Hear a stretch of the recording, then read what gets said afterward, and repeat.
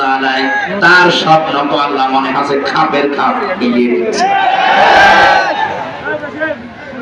স্বপ্নের দিকে তাকিয়েছেন ইনশাআল্লাহ আমিন। যদি আল্লাহ চায় হয়তো আল্লাহ 15 বছর 16 বছরে চাইনি, এজন্য নিরাপত্তা আমরা পাইনি। এখন যেহেতু আল্লাহ চেয়েছে, রাসূলুল্লাহটা চেয়েছিলেন 1 বছর পরেই, আর আমাদেরটা একটু দেরি হয়ে গেছে। তারপর আমরা হতাশ না, এই কথা বলতে কেন? আল্লাহ পাক বলেন ইনশাআল্লাহ আমিন। নিরাপত্তার সাথে আমার যে ঘর মসজিদে হারাম, এই পবিত্র ঘরে এ নবী আপনার সাহাবীদেরকে আপনি প্রবেশ করতে পারবেন। আমরা দেখেছি ইতিহাস থেকে এই সূরার 18 নম্বর আয়াত আপনারা শুনছেন। হুদায়বিয়ার সন্ধির সময় 1300-1400 মানুষ নিয়ে এসেছিলেন নবীজি। 1400 সাহাবী নিয়ে তিনি হজ করতে আসলেন।